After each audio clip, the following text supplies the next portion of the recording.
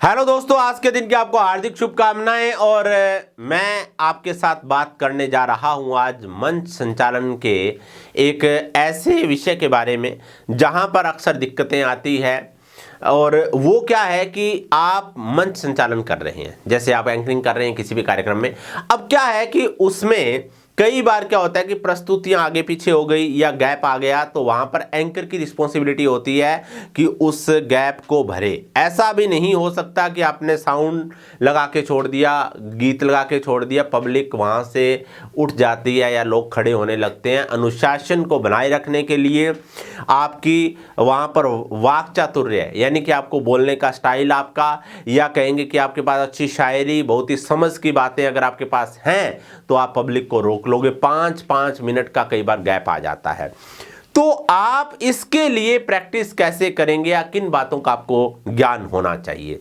अब देखिए, अगर 15 अगस्त का कार्यक्रम है, स्वतंत्रता दिवस का कार्यक्रम है, और वहां पर आपने क्या किया, जैसे आप संचालन कर रहे हैं और बच्चों की प्रस्तुति आपने आमंत्रित की कि अभी मैं आमंत्रित करूंगा 6th क्लास की छात्राओं को, वो आएंगी और देशभक्ति के गीत पर डांस करेंगी। ओके, अब आपने उनको आवाज़ दी और पीछे से आवाज़ आई कि सर अभी तो तैयार नहीं है। फिर आपने कहा चलो मैं नेक्स्ट परफॉर्मेंस को बुलाता हूं, तो वो कहेंगे जी वो भी तैयार नहीं है। तो यहां पर 2 मिनट का गैप आ गया, 2-3 मिनट का। तो आप वहां पर बोल सकते हैं कि रुकावट के लिए खेद है, अभी प्रस्तुति होने में थोड़ी सी देरी है। इससे पहले मैं आपको एक बात बताना चाहूँगा। देखिए, आज स्वतंत्रता दिवस का ये पावन पर्व हम लोग मना रहे हैं। कहते ना कि यूं ही नहीं इस देश में खुशियों के चमन खिलते हैं, जरा आंख उठा के देख विश्व यहाँ दीप नहीं दिल जलते हैं। आज हम लोग एक लघु भारत के रूप में यहाँ पर एकत्रित हुए हैं। हमारी भावनाएं हमेशा एक रहनी चाहिए। बेशक हमारी जाति अलग है, जाति अलग अलग है, धर्म अलग अलग है, बेशक हमारे हित अलग अलग हैं, पर हमारी भावनाएं हमेशा एक होनी चाहिए कि हम हिंदुस्तानी हैं। और आज मैं विशेष रूप से धन्यवाद करूंगा स्कूल मैनेजमेंट का, जिन्होंने इस कार्यक्रम को शोभावान बनाने के लिए पूरे प्रयास किए हैं। विशेष करके मैं उन टीचर्स का थैंक्स करूंगा या उनको साधुवाद कहूंगा जिन्होंने बच्चों की बहुत ही गजब की तैयारी करवाई है। पूरा यहाँ पर शामियाना लगाना है या आयोजन को बेहतर बनाना है, हर तरह से उन्होंने प्रयास किया। और श्रोताओं की भूमिका निभाने वाले बच्चों के लिए भी एक बार जोरदार ताली होनी चाहिए कि ख्वाहिशें आली होंगी आसमान बन जाएंगी, उदासियां गर्क होकर मुस्कान बन जाएंगी। आप तालियों से इस महफिल का साथ देते रहना, आपकी तालियां महफिल की जान बन जाएंगी। यानी कि आपने समस्या को अवसर में बदल दिया। एक समस्या थी कि गैप आ गया आपके लिए, और आपने ऐसी बातें कही कि आपको उन बातों को कहने का समय मिलता ही ना शायद, और आपने उस समय कही और सभी को खुश कर दिया, स्कूल मैनेजमेंट को खुश कर दिया। या मुख्य अतिथि के बारे में कह सकते हैं कि आज बहुत ही खुशी की बात है कि आज हमारे माननीय मुख्य अतिथि महोदय जो एक सफल मार्गदर्शक हैं और रियल में जिन्होंने समाज में अपना एक रुतबा बनाया है, तो आज वो अपने विचार हमारे सामने रखेंगे। तो उनका पुनः पुनः मैं धन्यवाद करता हूं। और बड़ा मुश्किल होता है आज के समय में समय निकालना, लेकिन आज वो समय निकालकर हमारे बीच में पहुंचे हैं। कहते हैं ना कि कौन कितना निष्ठावान है, लोग भावों से पहचान लेते हैं। आत्मसम्मान से भरे लोग ही हमेशा दूसरों को सम्मान देते हैं। तो मैं आदरणीय मुख्य अतिथि महोदय के लिए एक बार जोरदार तालियां चाहूंगा। ये बात बोल सकते हैं, यानी कि वहां पर कितनी बातें ऐसी हैं जिनसे आप गैप भर सकते हैं। इसलिए आप हमेशा जो है ना गैप भरने का प्रयास करें।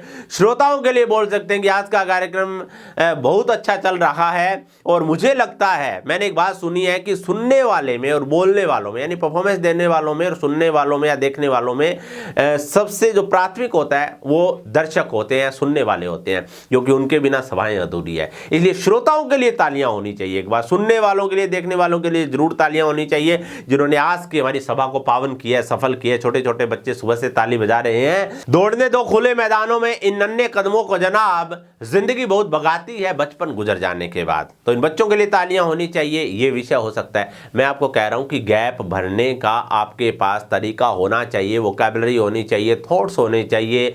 मैं बताना चाहूंगा कि सरदार वल्लभ भाई पटेल, जिनको लौह पुरुष के नाम से जाना जाता है, जिन्होंने 532 देशी रियासतों को एक करने का काम किया, उनके जन्मदिन को एकता दिवस के रूप में भी मनाया बताया जाता है।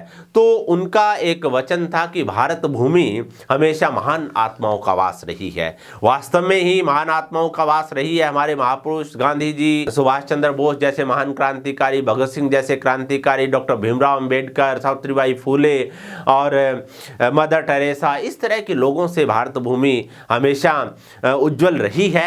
तो इस तरह की बातें बोल सकते हैं। यानी कि वहां पर शेरो शायरी, महिलाएं बैठी है, मातृशक्ति बैठी है, उनके बारे में बोल सकते हैं। और इसके साथ साथ सबसे बड़ी बात, आपकी ऑब्जर्वेशन गजब की होनी चाहिए। कितनी बातें आप बोल सकते हैं। तो इस तरह से गैप भरिए आप संचालक नहीं, मैं कहता हूं कि एक बहुत ही गजब के संचालक होंगे।